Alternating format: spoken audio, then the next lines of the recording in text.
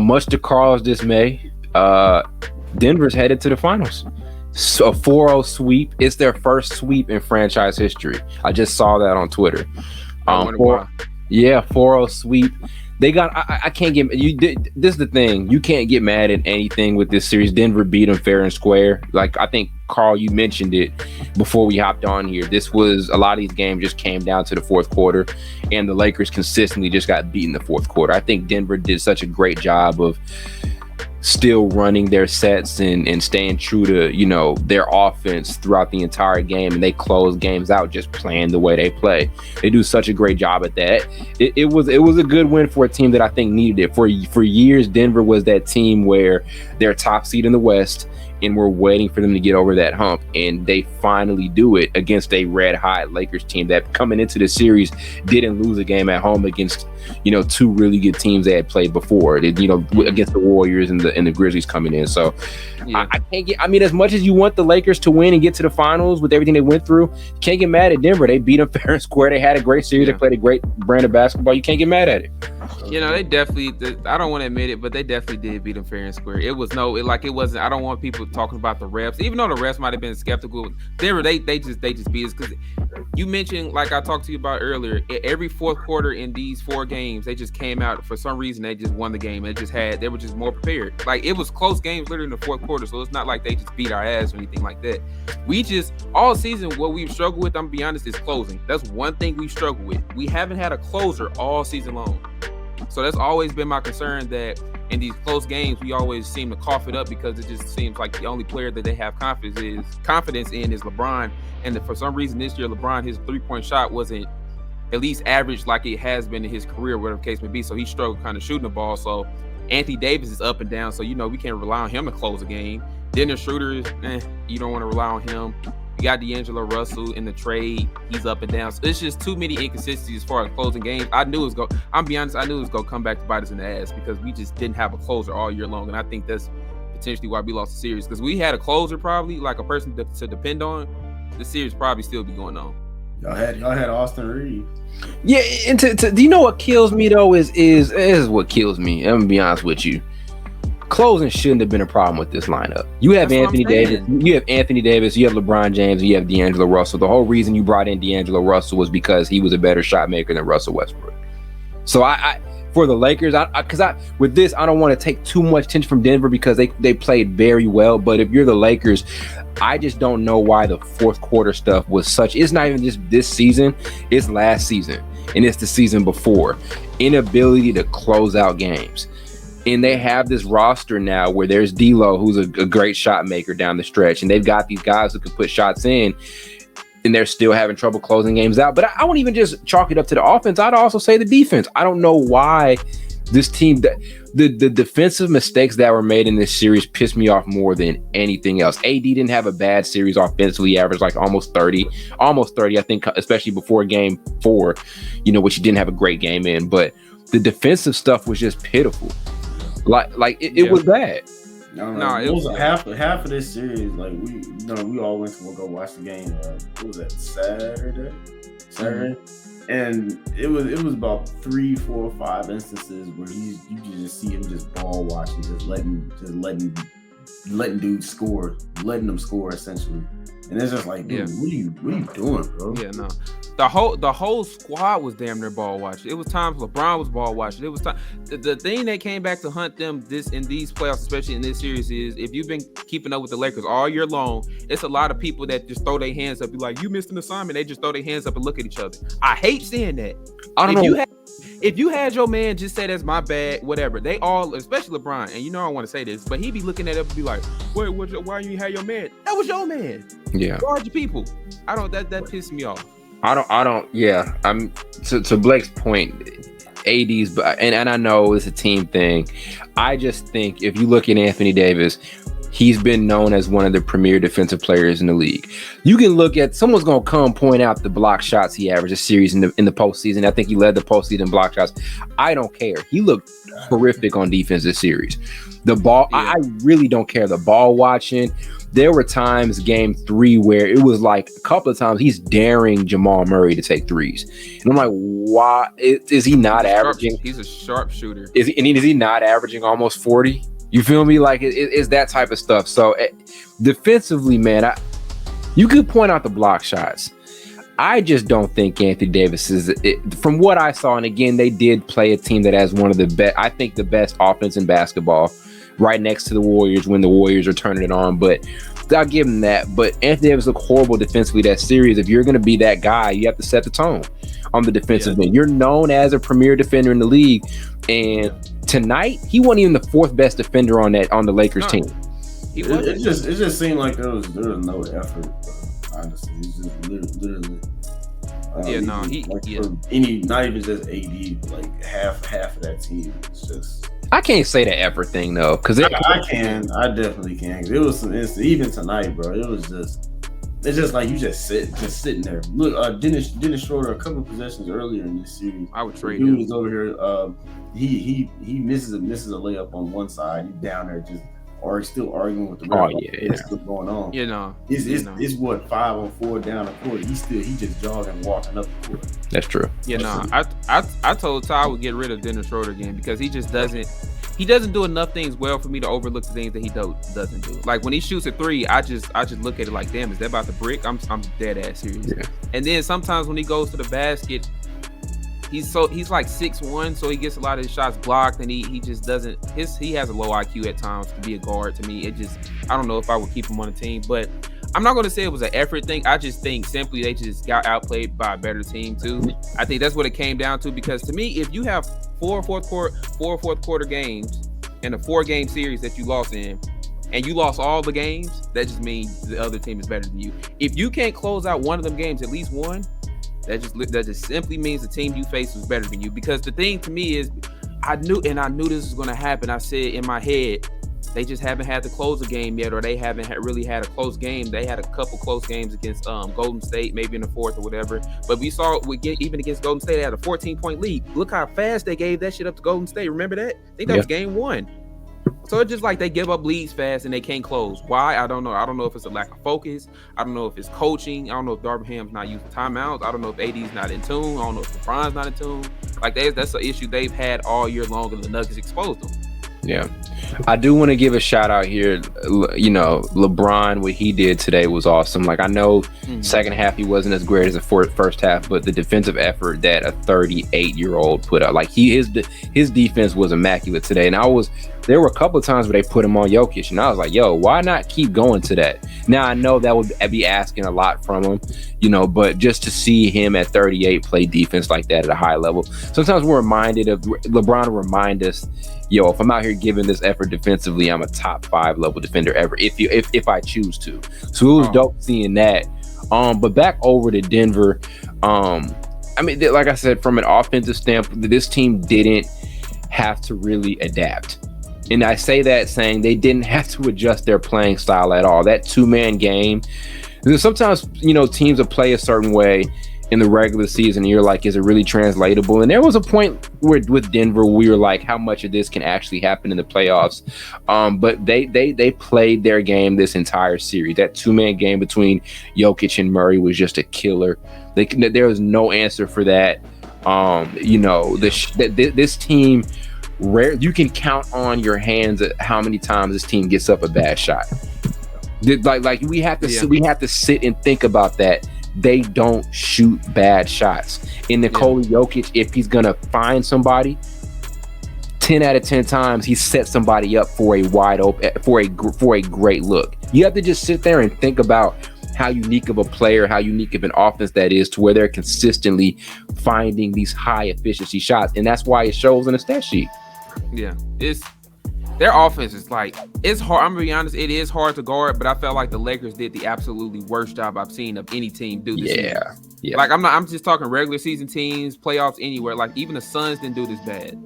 Yeah, like that's the concerning part. At least that's another thing. The Suns didn't even have I probably say a more complete team as the Lakers. They at least won 2 games in a row and made the series interesting. You all got swept. Yeah. So that's the part I don't even get. It's just like you said, it was a lot of ball watching going on. I've seen, like Todd said, I was saying some of these players were overachieving the way they was knocking down threes. Like Jeff Green is a good player, but he's been on multiple teams for a reason. I'm just saying. But Damn. KCP, I'm just being real though. Like he's an NBA player, I get that he's better than I will ever be in basketball. But I'm just saying he's been on multiple teams for a reason. Let's be real. And then KCP, he's a good player, but some of the shots he was hitting, I've never seen him hit shots like that in my life. Not even with the Lakers. So that's why it's confusing. And then MPJ is the only one I wouldn't say overachieved because I've seen him make shots like that. So I'm not even going to be mad at that. But like Todd said, you're giving these NBA players wide open. Bruce Brown's another one. You're giving these players wide open shots. They're most likely going to hit it. You can't just keep on giving them wide open shots. They gamble way too much. Yeah, we're talking about this Denver team. I will say this: they were the second best 3-point shooting team in the NBA, and KCP was probably the best shooter this season. KCP was also playing with a chip on his shoulder. Yeah, there was They were, but we all know it's a point in time, especially in sports. It's just like, damn, you look at him like, damn, he hit that. That's what it was this series. I'm like, damn, he hit that.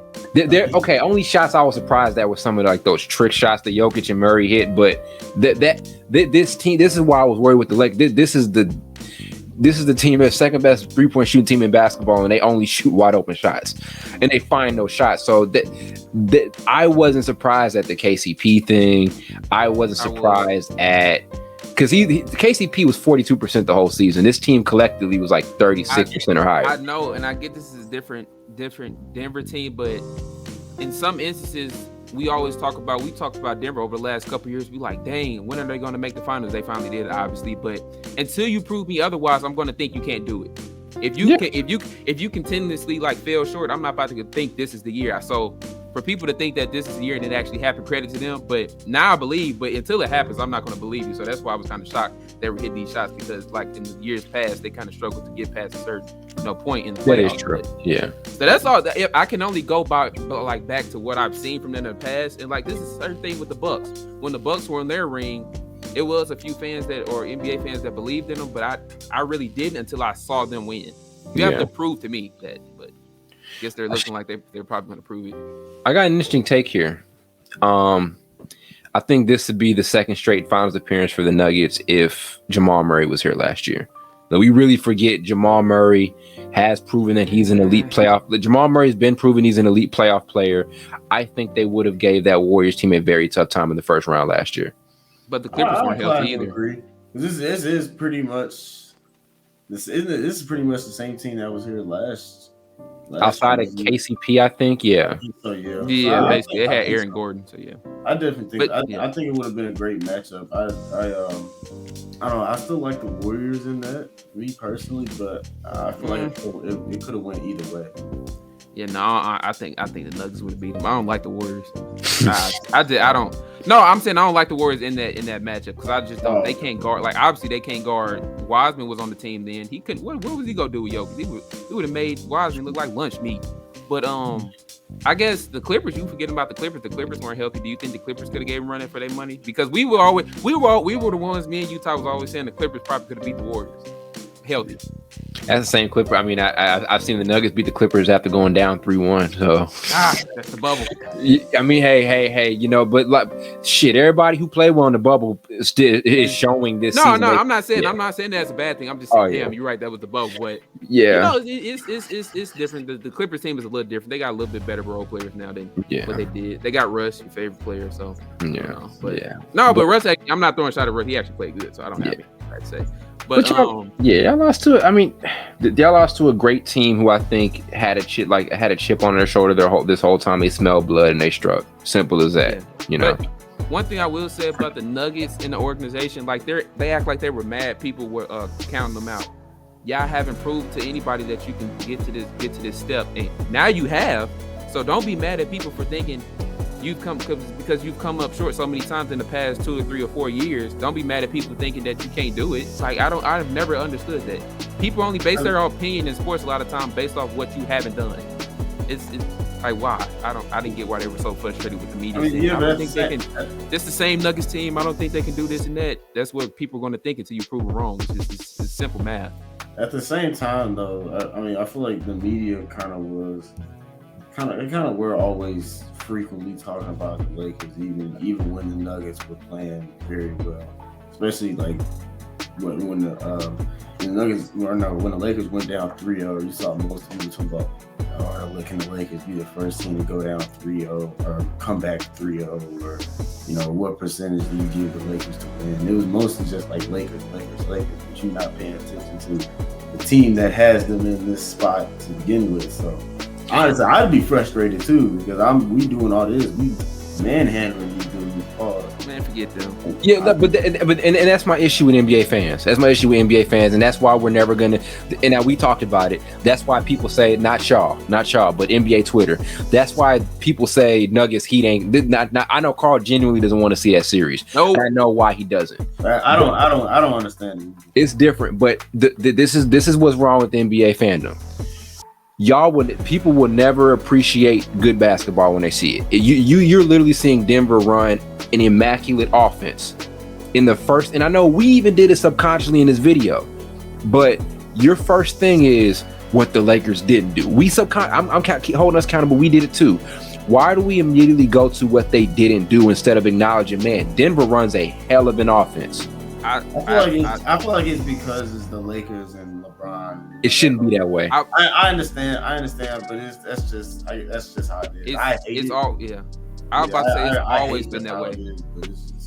It's just how it's always been that way. Last year when the Celtics beat the Nets in the first round, it was okay. It was about what the Celtics did, but it was also about, damn, KD didn't play like this. KD played like that. He could have played better. So if it's one of the best players ever that's going to be on one of the teams or one of the historic franchises, you're always going to talk about what they didn't do first. I don't know why. It is what it is. It shouldn't be like that, like you said, but that's just the reality of it because we not even thinking about it sometimes to say that. Yeah, like I said, we did it subconsciously. This video, I'm not acting like we perfect because we subconsciously did it, but we gotta appreciate good basketball when we see it. I think from a basketball standpoint, and I know we're about to run out here, but from a basketball standpoint, right? If we get Nuggets Heat, and I just have to say this, I don't think when we get it. Yeah, when we get it, I don't think you get a better basketball matchup than this. I think those are the two best coaches in basketball right now. Yep. There's not. I think from a coaching standpoint, those are the two best. Yeah.